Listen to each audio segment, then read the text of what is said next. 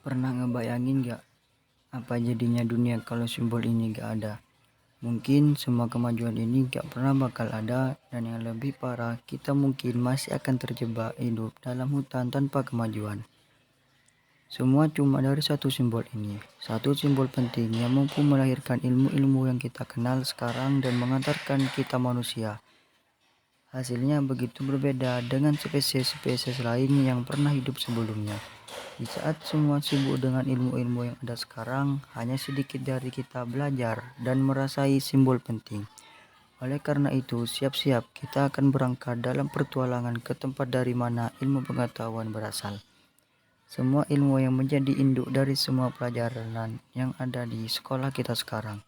Ini dia filsafat. Pengertian filsafat. Pada dasarnya, awal dari pemikiran filsafat adalah pengetahuan.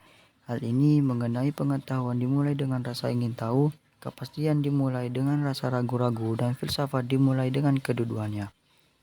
Ilmu merupakan bagian dari pengetahuan yang dipelajari untuk bisa mengetahui segala sesuatu di dalam kehidupan.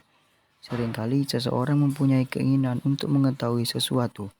Sesuatu yang ingin diketahui itu ada dalam kehidupan sehari-hari. Ada kalanya rasa ingin tahu itu hanya sekedar keingintahuan yang sebentar. Di sisi lain, terkadang ada juga seseorang yang ingin mengetahui suatu hal karena memang benar-benar ingin tahu.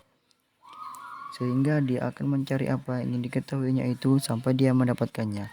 Setelah hal yang dicari itu didapatkan, itulah dinamakan ilmu pengetahuan. Ada lagi saat-saat kita seseorang ingin mendapatkan sesuatu pengetahuan, orang itu akan menemui keraguan dalam mengambil keputusan. Rasa ragu-ragu inilah yang nantinya akan menghasilkan suatu kepastian. Pada saat rasa ingin tahu seorang muncul dan menemui keraguan dalam membuat keputusan, itulah memulainya adanya filsafat. Pemikiran filsafat didorong untuk mengetahui apa yang telah kita ketahui dan yang kita belum tahu. Pemikiran filsafat berarti berendah hati bahwa tidak semuanya akan pernah kita ketahui dalam kemestaan yang seakan tak terbatas ini. Proses perkembangan ke arah pemikiran filsafat dapat dibedakan dalam tahapnya. Seperti yang pertama, karakteristik filsafat, yang terdiri dari karakter menyeluruh dan karakter spekulatif. Yang kedua, filsafat sebagai peneretas pengetahuan, yang merupakan langkah awal untuk mengetahui segala pengetahuan. Yang ketiga, bidang telaah filsafat, yang menelaah segala masalah yang mungkin dapat dipikirkan oleh manusia.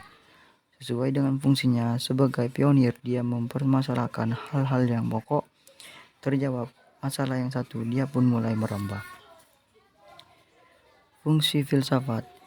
Yang pertama, filsafat dijadikan oleh para pakar pendidikan sebagai bahan atau media analisis.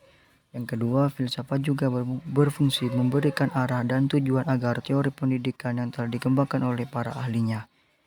Yang ketiga, filsafat termasuk filsafat pendidikan juga mempunyai fungsi untuk memberikan petunjuk dan arah dalam pengembangan teori-teori pendidikan menjadi ilmu pedagogik. Kesimpulan, filsafat pendidikan memiliki tujuan yang akan secara umum mengarahkan teori pendidikan.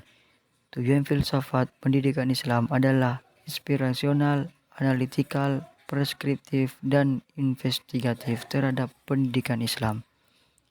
Tujuan inspirasional pendidikan adalah tujuan filsafat pendidikan dalam memberikan ide dan gagasan bagi pengembangan pendidikan. Tujuan analitikal adalah tujuan filsafat pendidikan menganalisa permasalahan pendidikan. Tujuan preskriptif adalah tujuan filsafat pendidikan dalam memberikan arah bagi pendidikan. Tujuan investigatif merupakan tujuan filsafat memberikan dalam memeriksa kebijakan pendidikan.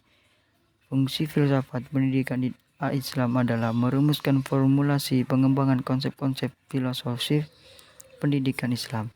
Antara filsafat, teori, dan praktik pendidikan memiliki hubungan yang erat, tetapi juga memiliki perbedaan. Hal ini disebabkan karena masing-masing memiliki objek, metode, dan sistematika yang berbeda. Sekian dari saya. Assalamualaikum warahmatullahi wabarakatuh.